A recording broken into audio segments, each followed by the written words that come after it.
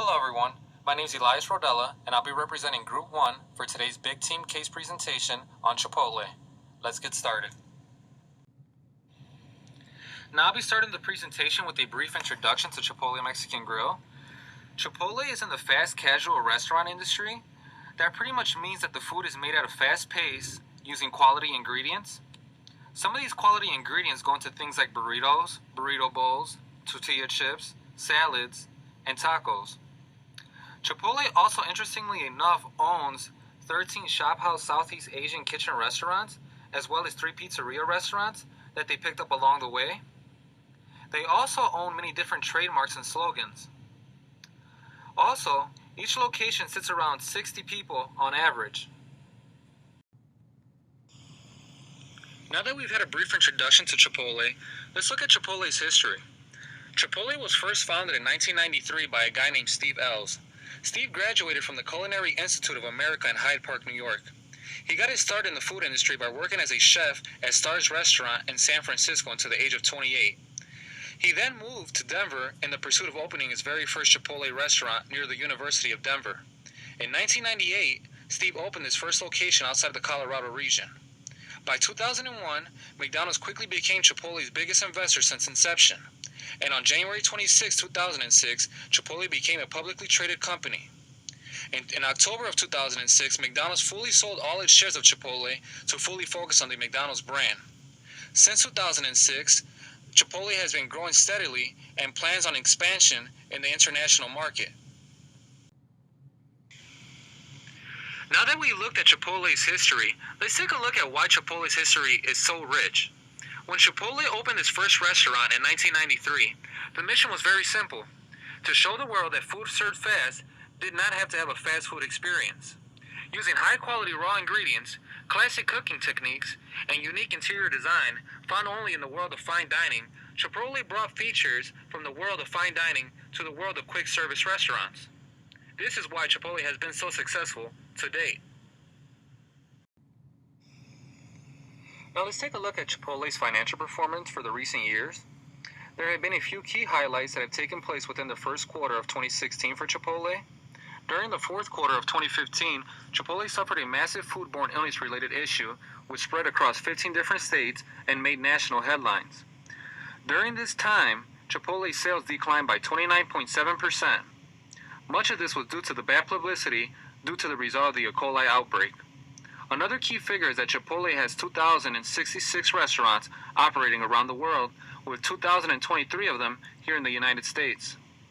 During the first 3 months of 2016, Chipotle was able to open 58 new restaurants, and there were also stock repurchases that took place during the first 3 months of Chipotle's recovery. The board of directors authorized a repurchase of 1.2 million shares of common stock, which was valued at $576.6 million.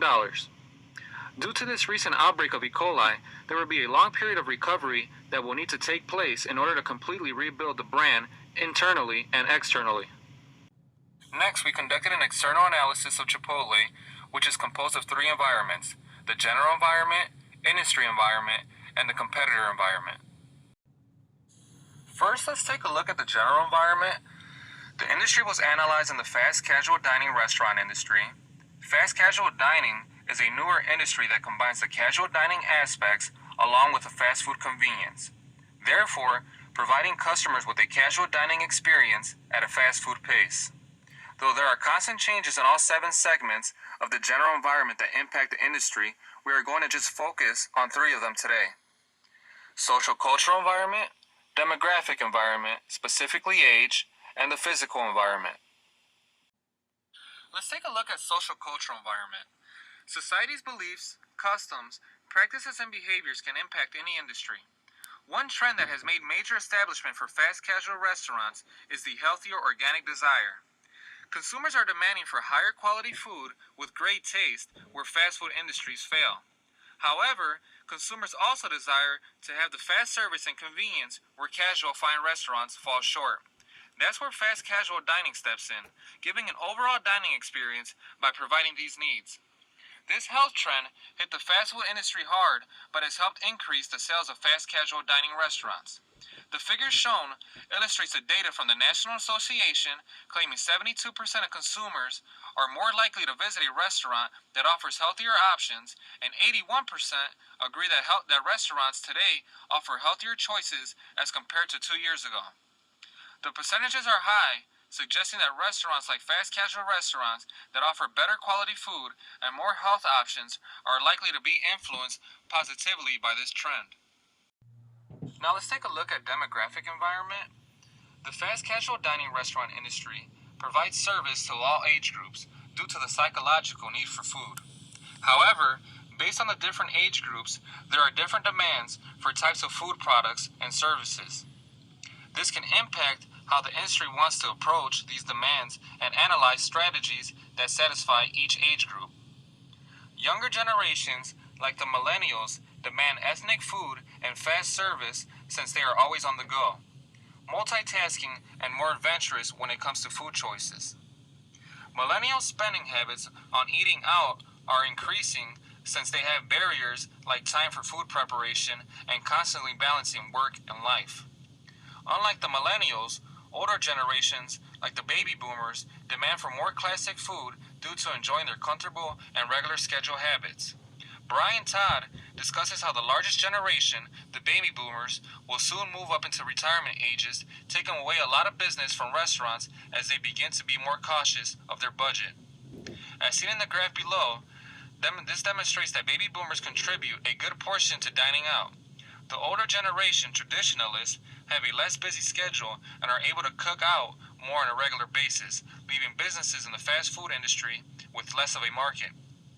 They also have the notion that individuals should cook meals more often than not. It is important to keep up with these generations and their demands, as well as where they stand in the market. These generational transitions from younger to older are crucial to recognize, as well as being aware of emerging generations. Next, we are going to look at the physical environment. Businesses now have a responsibility to go beyond the interests of their firm and laws that require them to properly dispose of materials or follow regulations. This allows businesses to decrease their negative impact on the planet. Eco-friendly and going green has become a hot topic for everyone. Consumers care about how businesses impact the world and how they plan on reducing harm upon the environment. Restaurants must make an effort to conserve energy and water in their operations. In the National Restaurant Association research, data states that 58% of consumers say they are likely to make a restaurant choice based on its eco-friendly practices, and 55% say they are more likely to pick a restaurant that offers menu items that were grown or raised in an organic or environmentally friendly way. People want to feel that they are helping, even if it's a small step like eating at an eco-friendly restaurant. Michael Oshman of the Green Restaurant Association asserts how restaurants are benefiting from being eco-friendly by branding their GRA certifications. If fast casual dining restaurants don't start to migrate and implement these new desires of consumers, they can be left behind, ending up with lower sales. Now let's take a look at the competitor environment. Chipotle has fierce competition in the growing fast casual industry, like noodles, Panera Bread, and Shake Shack. In the fast casual Mexican style food industry, there are a number of direct competitors, but Chipotle's top three are Cordava, Baja Fresh, and Moe's Southwest Grill. Chipotle has numerously beaten their competitors for the past several years and has expanded to more locations than any of these Tex-Mex restaurants. Chipotle also has competition from the fast food industry like McDonald's and their indirect competitor, Taco Bell. Each main competitor will be discussed and compared to Chipotle to analyze the competitor environment. Now we are looking at a table of the competitive environment. This shows Chipotle and their three closest competitors. Some key figures to look at are the number of restaurants and the franchise tab. It's pretty interesting that Chipotle is the only one out of the four that isn't franchised at this point. That's because they said that they vow to stay company owned. Also, the number of restaurants that Chipotle owns shows how much of a stronghold they have on the industry. A key component for any company's financial performance is revenue. Over the past 5 years, Chipotle has experienced pretty constant gains in revenue due to the fact that the fast food industry has been painted as the poster child for unhealthy eating and obesity. Sales for the fast food industry are on the decline. The industry of fast casual dining has been picking up steam and absorbing the profits that have been left on the table by the fast food industry. Constantly changing consumer preferences have shown that people prefer foods that are much healthier and are willing to sacrifice some speed to get it. They also value the quality of food, which means they are willing to pay a premium as well. A graph of data from SEC's 10Q report for quarter 1 of 2011 through 2016 illustrating Chipotle's revenue over the past 5 years is shown. Revenue was on a constant year-over-year increase of about 20% until quarter 4 of 2015, with the decline continuing into quarter 1 of 2016. During this quarter, foodborne illness caused by E. coli and other bacteria grabbed national headlines, tarnishing brand reputation. Now that we've taken a look at revenue, let's take a look at Chipotle's net income. Net income is calculated by taking the net revenue, which is the amount of money that a company will bring in from sales, and subtracts their expenditures, which are things like wages, food costs, electricity, etc. Net income during the first quarter for the past 5 years has been increasing until recent years. Fast casual dining for people between the ages of 18 and 34 are using their disposable income on healthier meal choices. The graph illustrates the data taken from the SEC's 10Q reports for the first quarters of 2011 through 2016. Net income was showing a very promising increase from 2013 to 2014 of more than 10%, which reinforces the fact that revenue was increasing at a steady pace of around 20%. Let's now look at the value chain's marketing and sales. Correct and effective marketing processes are a key component to the success of any company. Chipotle showcases its product rather than its logo as a main marketing component. Chipotle has attempted to market its product as something that is not only healthy for one, but it's also grown the right way from start to finish. They do not spend a lot of money on marketing as compared to their competitors because they would like to use that extra capital to pay for higher quality ingredients. Their main advertisement is attempting to tell the story of where their food comes from through their Food with Integrity campaign. Through this campaign, Chipotle showcases how fresh and locally grown their food is. Digital marketing, such as ads on Facebook and becoming active through their social media account, are the company's preferred avenues of marketing. Seasonal promotions are also something that Chipotle regularly performs. Each Halloween, they have discounted prices on their products when customers show up in costumes.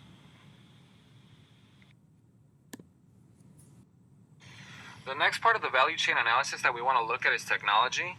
Technology is used in a variety of ways to increase the value of the product that Chipotle produces. In a world that is constantly developing, companies need to keep up with evolving technology to stay current, but also to increase efficiency. The use of a POS system within their stores allows the company to track orders and process transactions. Although this is a very basic form of technology that is used, it is essential at a basic level to any successful business. Chipotle also has integrated technology into the way it dispenses drinks.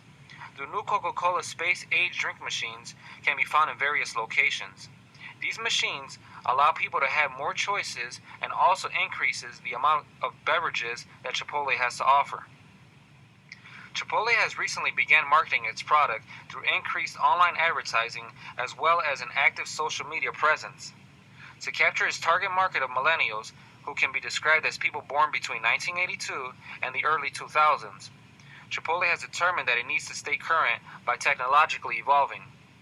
Recent promotions have targeted using online games, which then allow one to scan a code on your smartphone to receive free or discounted products. Chipotle has also begun to develop a mobile app. This allows customers to order and pay on the go. This decreases lines in the stores. Also, the fixed cost of operating the business to be spread out over more customer orders and generates more revenue. A key component of any value chain is human resources. Not only does Chipotle focus on the food that it serves and its consumers, but it also places a lot of emphasis on hiring and maintaining strong employees. Chipotle employs about 59,330 employees. 5,100 of them are salaried employees, and 54,230 of them are hourly employees. The figures shown is Chipotle's employee structure, which consists of one general manager, one apprentice manager, one or two service managers, one or two kitchen managers, and an average of 20 crew members. Now let's take a look at the industry environment. Casual dining falls in a category that is a hybrid between fast food and dine-in restaurants. This industry has shown tremendous levels of growth in the past few decades as consumers are focusing on both quality of the food as well as the speed at which they can obtain it. Chipotle can specifically be recognized for dominating this industry. Now let's take a look at a SWOT analysis of Chipotle. Some of Chipotle's strengths include brand loyalty, first mover in the fast casual restaurant industry, strong connections with suppliers, vegan choices, and fast growth. Some weaknesses include high ingredient cost, limited menu selection, limited international presence, and limited advertising.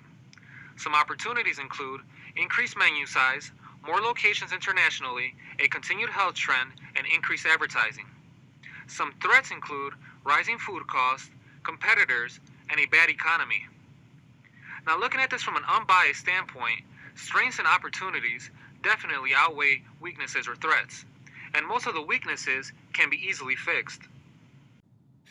Porter's 5 Forces model actively analyzes the competitive environment of a specific industry. The Porter's 5 Forces analysis for the food and casual dining industry demonstrates that the threat of new entrants is medium. Bargaining power of suppliers is extremely high, bargaining power of consumers is low. Threat of substitute products is high, and rivalry among competitors is medium. The analysis of Porter's 5 Forces in regards to Chipotle shows that this industry would be reasonably attractive for new firms. The threat of new entrants within this industry is medium. This means that it is both attractive and unattractive to entrepreneurs looking to enter the industry. A few barriers to entry still exist that may hinder people from starting up a restaurant. For example, there is a low switching cost in this industry. A high cost of developing the brand also exists. This means that competitors would find it difficult to match certain aspects of Chipotle's culture, such as their strong emphasis on customer service and identifiable brand image. Additionally, there may be a lack of sufficient startup capital. According to a survey conducted in 2010, the average cost to start a restaurant with $425,000 in annual sales is around $125,000 with no land and $175,000 with land. Another barrier to entry is brand loyalty. Consumers may already have a strong loyalty to another casual dining restaurant that may prove difficult to new entrants. This would be an example of high switching costs for consumers. Lastly, Chipotle does not spend a significant amount of time competing, but rather focusing on their own brand.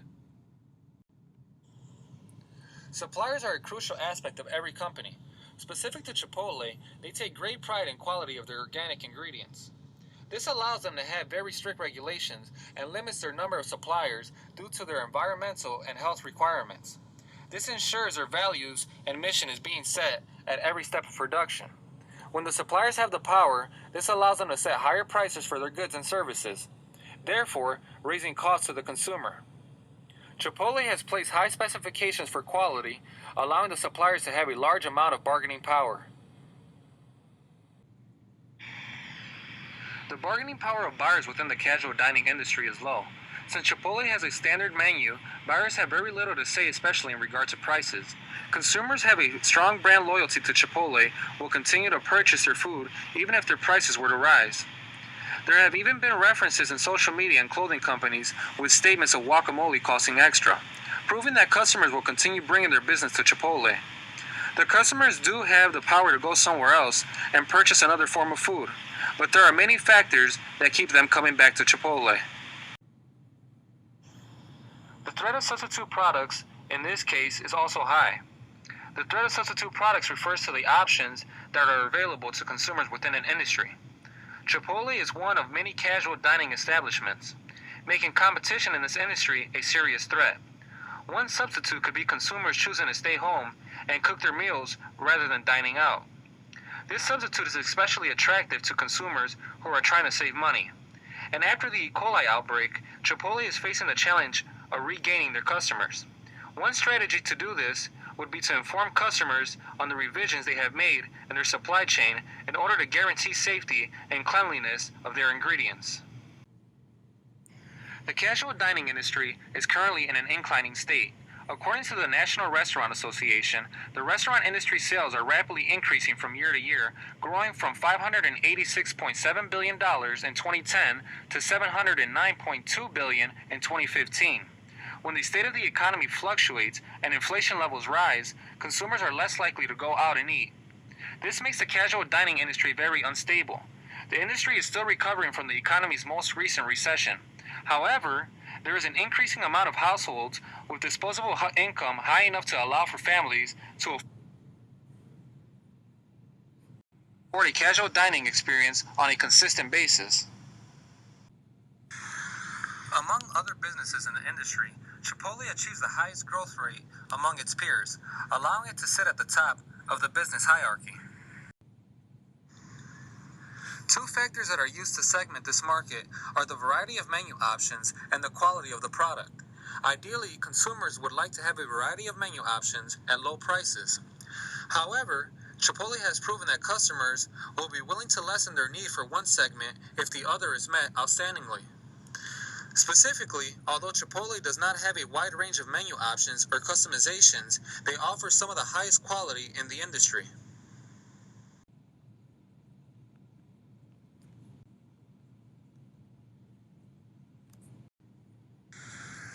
Chipotle has a strong focus on supplier relationship management. They place very strict regulations and restrictions on their products from their suppliers. This includes examining the origin of the ingredients, ensuring that the producers have sustainably demanding transparency in every aspect of the supply chain, and developing effective and mutually beneficial relationships between suppliers and consumers. With its third E. coli outbreak in the last decade, the supply chain for Chipotle has become highly scrutinized, and customers are calling on Chipotle to restructure the supply chain. After their Food with Integrity campaign, Chipotle vowed to only use organic ingredients and emphasize sustainability and social accountability. Chipotle has a strong brand image for being environmentally friendly through their sustainability efforts and organically sourced ingredients. This gives them a great reputation in comparison with their competitors, who seem to be left behind and scrambling to catch up to the image Chipotle has created and upheld. They can continue to raise the bar in this area by using recycled materials in the new store construction as well as in products around the stores. They could also implement a recycling system in stores in order to reduce waste and add their positive brand image. If Chipotle continues to raise industry standards, they will consistently find themselves light years above their competition, both in brand loyalty and profit margins. That officially concludes today's presentation. Thank you for watching.